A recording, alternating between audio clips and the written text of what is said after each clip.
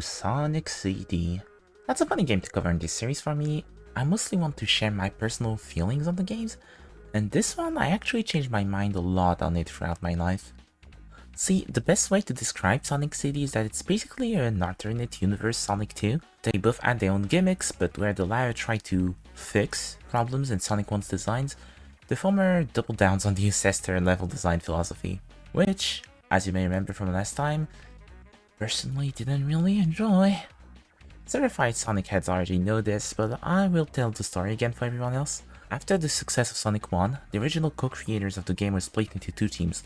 One in North America, making Sonic 2, and one in Japan, making a Sega CD port of the Mega Drive version of Sonic 1. That port ended up being its own project, succeeding Sonic 1 instead of Sonic 2, despite it releasing after Sonic 2 itself, which is kind of funny.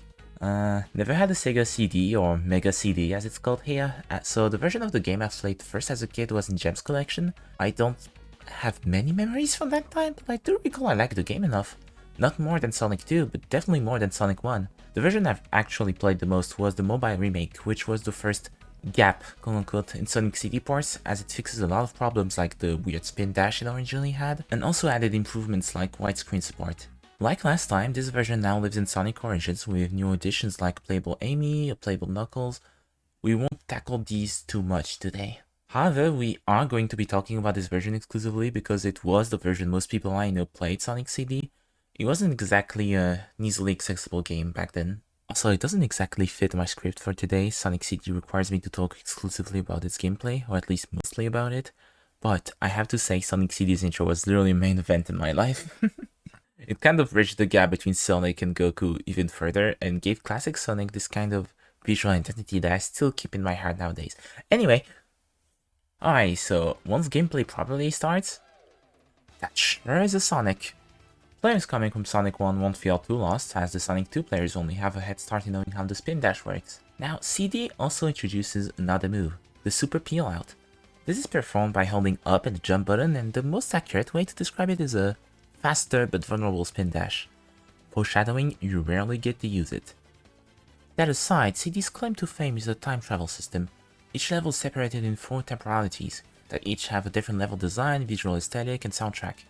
You start each level in the present, and must find those signposts with past and future written on them to initiate time travel, as shown by the signpost going next to your life counter. Then you start running from a certain time and it will blink, meaning at this point you've wagered your right to time travel and must keep going uninterrupted. Fail and the signpost is consumed, forcing you to find another one. Succeed and you'll move between timelines. The past is generally easier, has fewer enemies, and uses untouched nature's aesthetics, if you know what I mean. Music choice varies a bit, but usually it sounds a bit funky in those ancient chants kind of way or similarly. Now, there's 2 variants of the future that depend on your actions. If you either A. Find all the time stones, the Chaos Emeralds of this game, or B. Go to the past, find Eggman's robot teleporter, forcing you to time travel 3 times, then you get to go to the good future. Almost no enemies, nature is fused with tech in a way that seems to benefit the both of them, the music sounds triumphant, all is great. Otherwise, you go into the bad future, the one in which Sonic just fails to save Little Planet, the place where this game happens. The level design is hostile, there are way more hostile enemies, the music is hostile, you'll see the pattern. Okay man, that's kind of a lot. Hopefully it's not too complicated to get, because I think this system is genuinely impressive and cool. Exploring the past and potential futures of a level is a banger idea, and special impressive 16-bit platformer attempted it. What's the catch then? The level design is kind of evil? Hidden traps and enemies galore. Sonic City loves to prey on its unsuspecting players and just irritate them. Cause see, that's the thing, this is still a Sonic game, we have the ring system. Unless you get crushed or drown, nothing is gonna kill you, ever. As long as you manage to recover your rings, of course. But even then, annoyance adds up and can make for a pretty miserable first playthrough. And you know the part that drives me insane? You know what? Fuck it, this is now a French language lesson. There's an idiom that goes, avoir le cul entre deux chaises. Or literally translated, having your ass between 2 chairs. It's basically a French equivalent of being stuck between a rock and a hard place. Now, besides asserting massive French energy, I'm telling you this because this is the first thing that pops into my head when I think of Sonic CD. Every mechanic of the game incites you to go fast, but the level design is really to cheap shot you out of your rings and time travel if you attempt to do that. and especially sad for the super peel out in particular, because you wreaked collision damage doing it, and honey, I can't stress you enough, that's gonna be at least 20% of your time playing the game! I'll concede that layer playthrough of the games are much more smooth. Once you know what to expect, you can kind of play more accordingly.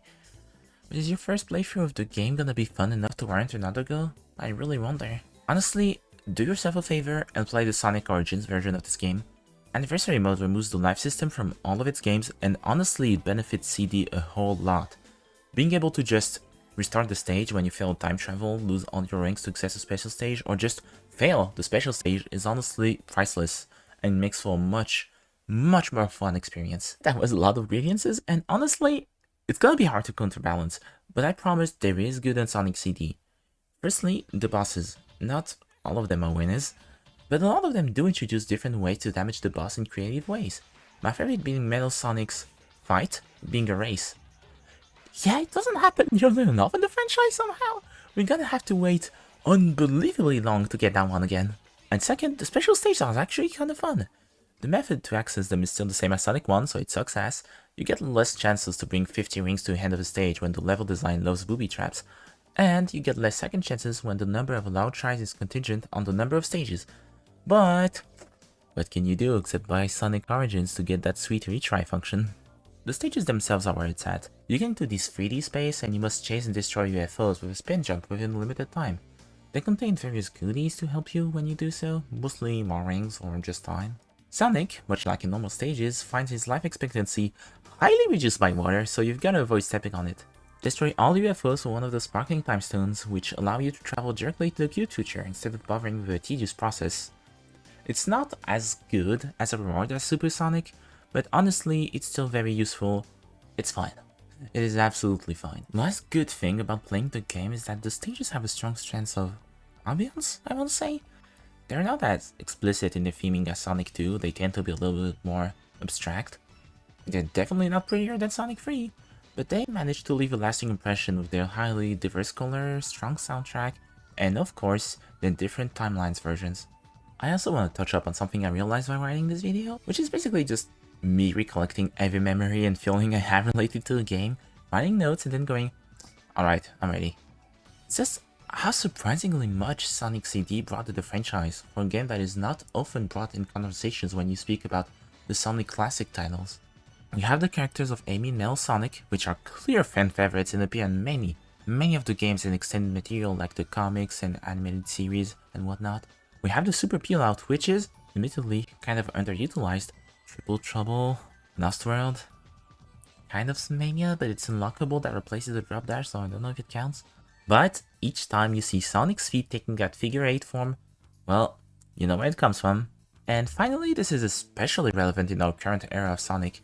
Its intro, once again, pretty much shaped the identity of classic Sonic. Think of the trailer, the intros, and the web animations for Sonic Mania and Sonic Superstars. There's also the Sonic Mega Drive comic, and I want to say maybe the IDW Classic series. That one is more of a stretch. I can't say I'm sure they took notes on that, but it feels impossible that they didn't, you know? Don't quote me on it, that's all I'm asking, don't quote me on it. Now, last talking point, and refer to the previous chair-related comment, but Sonic CD also has two completely different soundtracks. One for Japanese and European versions of the game, and one that was remade for its release in the US. Now, once more, I come from the land of the funny-shaped bread, so I'm mostly acquainted with the original OST, while I do know some tracks from the US version. But you know what? I won't remain biased forever. I shall use this video as an excuse to listen to the entirety of the American soundtrack, and see if I prefer some tracks now compared to before. Kid Me was a notorious hater, after all, let's say. Even when the remake allowed you to switch between the US and the Japanese version of the soundtrack, I'm mostly staying the Japanese version of the soundtrack. So, I'll fix that right now, and I'll tell you what I felt about it.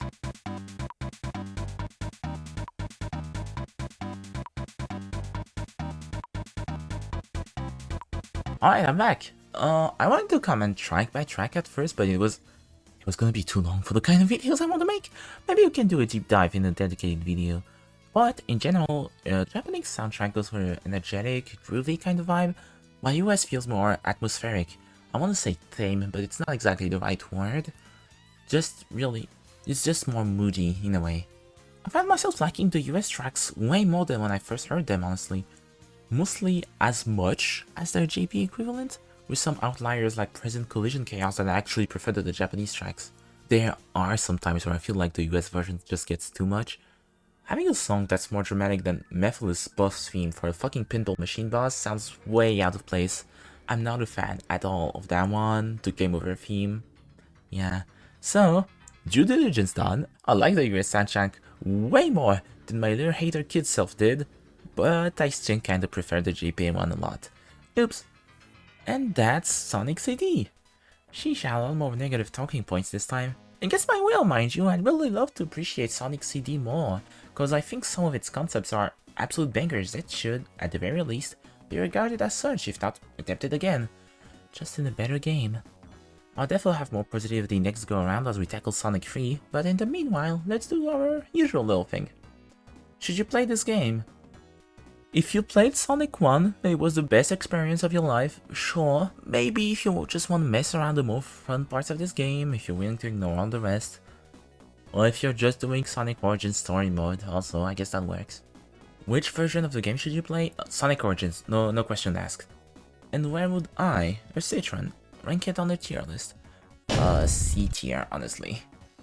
There's some enjoyment to be found, but I really don't think it's all that. See you next time!